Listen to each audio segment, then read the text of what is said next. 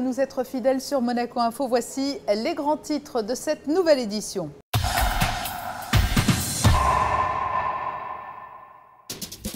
Nous nous rendrons à Los Angeles où le couple princier a assisté à la remise des prix annuels de la Fondation Princesse Grace.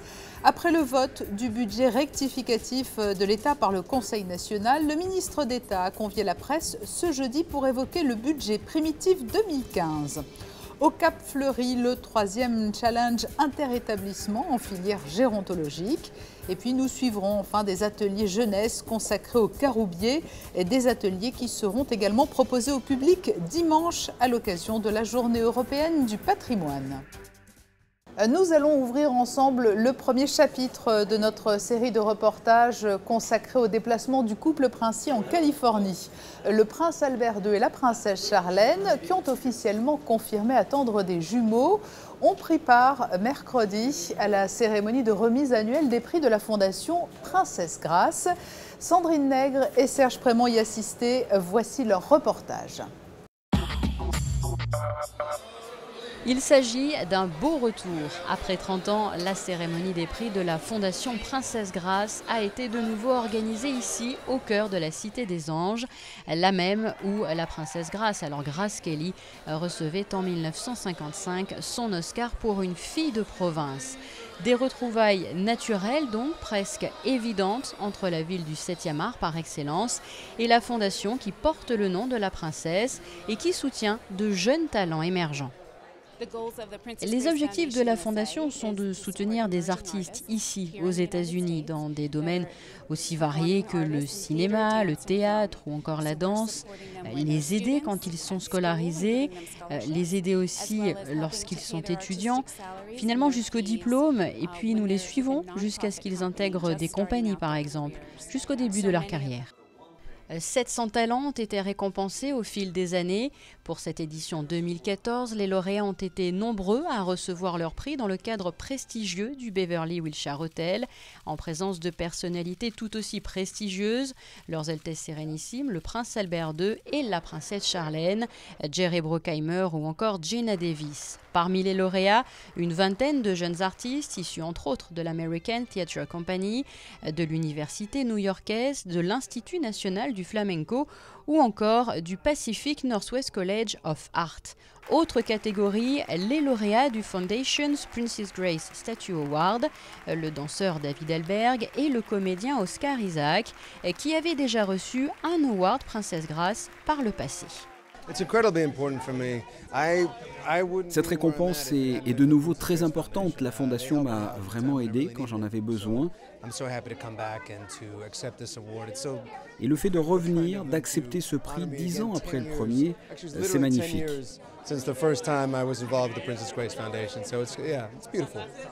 Mais la Fondation récompense également des talents pour la richesse de leur carrière et leur contribution au monde des arts, à l'image de George Lucas il y a quelques années. Cette fois-ci, le prix Prince Régnier III a été décerné à Dick Van Dyke, connu notamment pour ses prestations dans Mary Poppins, Chitty Chitty Bang Bang et Dick Tracy. Dick Van Dyke, un homme forcément heureux et qui le prouve en dansant. J'ai un award, vous savez, je ne savais pas que j'allais en recevoir un, je n'ai rien su de l'organisation. La Fondation soutient beaucoup les jeunes, mais aussi du côté de Downtown. Il faut les aider dans tout le pays. Je trouve ça plaisant de recevoir un prix d'une telle fondation. Et si le théâtre, le cinéma ou encore la danse étaient à l'honneur au cours de cette soirée de gala, une autre forme d'art l'était aussi, la mode, avec ce partenariat noué entre la Fondation Princesse Grace et la Maison Dior, qui permet une collaboration sur une série de galas comme celui-ci à Beverly Hills et à Monaco l'année prochaine.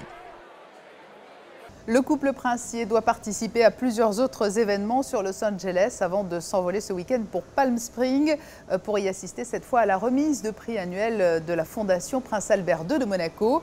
Nous y reviendrons très largement dans nos prochaines éditions sur Monaco Info.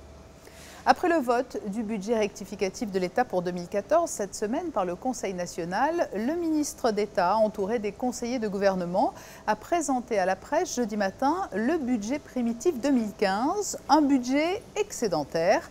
Les explications de Fabien Bonilla. Depuis 2012, le budget de l'État est à l'équilibre et le budget primitif 2015 est même en léger excédent avec plus de 2 800 000 €.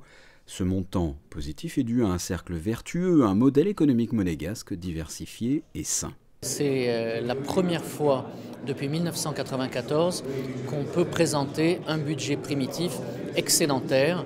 L'excédent est modeste, il est de l'ordre de 2,8 millions d'euros. Mais c'est vrai que cela tranche avec les années précédentes où nous avions annoncé des budgets primitifs qui pouvaient être en déficit, même si, il faut bien le dire, depuis quelques années, nous avons terminé l'exercice budgétaire en excédent. Je vous rappelle que nous avons terminé 2012 en excédent d'un peu plus de 3 millions d'euros et donc nous prévoyons 2015 avec un niveau d'excédent qui est comparable. Et ces bons résultats sont le fruit, bien évidemment, de la discipline budgétaire qui a été celle du gouvernement depuis plusieurs années déjà, mais aussi de l'attractivité de la Principauté de Monaco qui, sur cette même période, a conduit à un accroissement des recettes plus important que les dépenses et donc à un excédent.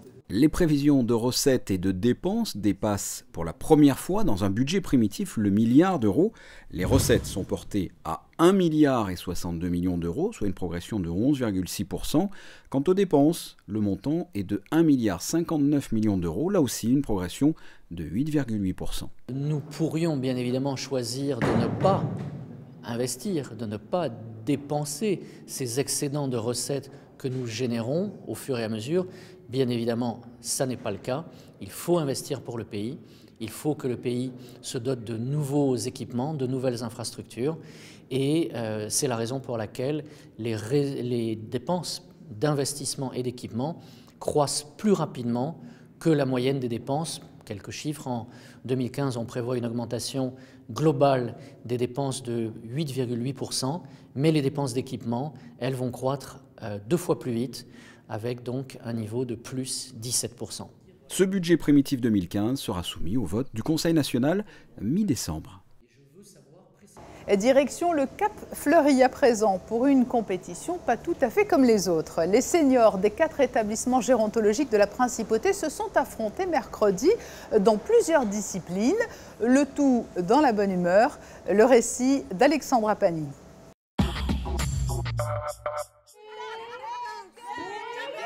Les Belugas, les Tchapakans, les Cœurs Redoutables ou encore les Copains d'abord, ces noms ne vous parlent peut-être pas encore, mais il s'agit des 4 équipes qui participaient mercredi à la 3e édition du Challenge Inter-Établissement des filières gériatriques de la Principauté.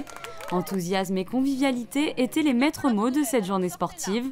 Au programme mini-basket, jeux de cible ou de quilles, outre l'ambition de tisser du lien social, ces activités avaient un but thérapeutique. Dans tous les établissements de la filière, le projet de soins comporte effectivement de la psychostimulation en fait, pour les personnes, mais dans le cadre d'un projet de soins global. La psychostimulation isolée, le sport isolé, la pratique d'activité physique, l'activité nutritionnelle de bonne qualité de façon isolée, ce n'est pas suffisant, c'est la globalité qui compte. Et la particularité de nos actions, c'est que dans la très grande majorité des cas, lorsqu'on fait des actions de psychostimulation ou d'activité physique ou autre, elles sont toutes évaluées et individualisées pour chaque patient. Par exemple, aujourd'hui, c'était une manifestation un peu exceptionnelle, mais néanmoins, chacun des 24 patients avait une observation par un soignant, de façon à voir comment il adhérait à la procédure, comment il participait, qu'est-ce qui pourrait être bon pour lui à partir de cette mise en situation, qu'est-ce qui pourrait être bon pour lui pour construire son projet de soins personnalisés. C'est dans la bonne humeur que les 24 participants se sont affrontés tout au long de la journée. L'occasion de réunir ces patients du Cap Fleury, d'Aquetoudiné, du centre Speranza Albert II et du centre gérontologique clinique Régnier 3. Je suis venue déjà il y a 3 ans, mais c'est très bien. On fait comme on peut, on s'entraîne. Moi, ça me fait plaisir. Je suis bien contente. Le basket, la pétanque, je l'ai dit. Et la quille de tout à l'heure. La quoi là? Le basket. Ah oui, le basket. Ah oui, le basket. On a fait ça comme les champions. La première édition de ce challenge inter-établissement s'est déroulée en 2009. Compte tenu de l'engouement qu'avait suscité cette compétition auprès des résidents, l'opération avait été renouvelée déjà en 2011. Vous avez une très belle médaille autour du cou. On l'a gagné, on a fait des jeux comme maintenant. Les boules, c'était des vraies boules, c'était pas... C'était la vraie pétanque. La vraie pétanque. Enfin, on a participé, c'était bien. Et on a gagné, j'ai gagné la médaille. À la fin de cette journée riche en événements et en émotions, c'est l'équipe des Tchapakans du Cap Fleuri qui est ressortie vainqueur pour la 3e année consécutive. Lors de la remise des prix, ces sportifs du jour ont pu recevoir leur récompense des mains du secrétaire général du comité olympique monégasque, Yvette Lambin-Berty, et de 2 athlètes olympiques, Patrice Servel et Sébastien Gattuso. L'ensemble des participants s'est donné rendez-vous pour l'année prochaine. Depuis le début de la semaine sur Monaco Info, nous vous proposons des reportages autour de la 19e journée européenne du patrimoine qui sera organisée dimanche en Principauté. Une journée au cours de laquelle les enfants pourront notamment participer à des ateliers jeunesse. Petit avant-goût. Les petits élèves de 8e de l'école Saint-Charles viennent de participer à un atelier vert dans les jardins de la Villa Saubert. Entourés de professionnels de la direction de l'aménagement urbain, ils ont découvert un arbre parfois méconnu, mais pourtant très représentatif en Principauté, le caroubier. Ce que tu sens, c'est les caroubes. C'est cette odeur-là. Le caroubier se trouve sur tout le pourtour méditerranéen. Il servait par le passé à nourrir les animaux et permettait même d'épaissir le lait des nourrissons. Les élèves de l'école Saint-Charles ont pu le découvrir de façon ludique en écoutant un premier volet théorique, puis en plantant eux-mêmes des graines et un petit caroubier. Là, on leur montre un semis. J'adore en général comment qu'est-ce que c'est exactement, la procédure, les besoins donc pour avoir un bon résultat. Donc déjà leur faire apprendre un semis de caroubier, puis par la suite un empotage donc de petits plants de caroubier qui ont un mois. Et on va glisser le caroubier qu'on a pris par les feuilles et pas par la motte.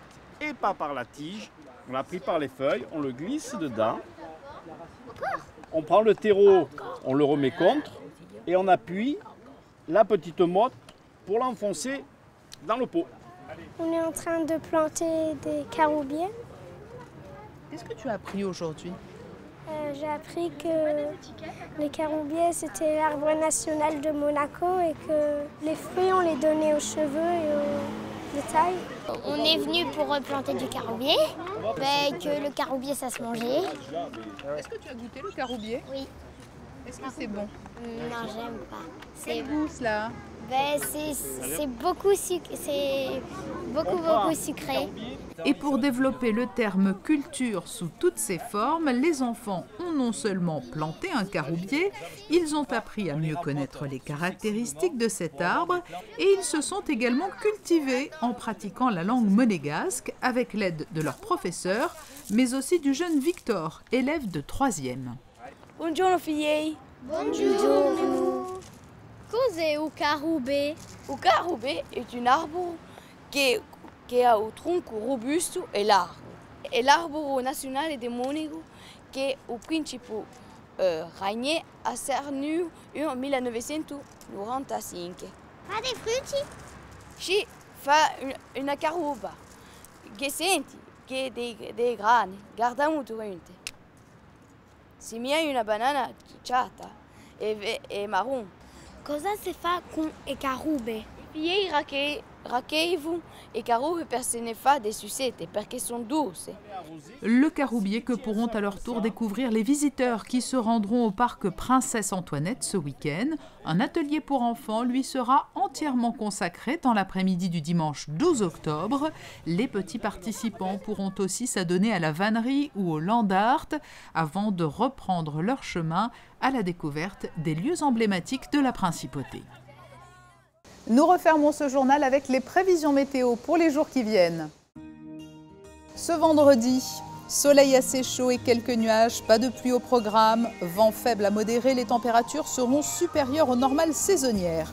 Samedi, temps assez beau, soleil gêné par moments par les nuages, température pratiquement stationnaire, plus estivale qu'automnale. Dimanche, un soleil hésitant le matin, ciel plus nuageux en cours de journée, vent très sensible, risque de pluie avant la nuit.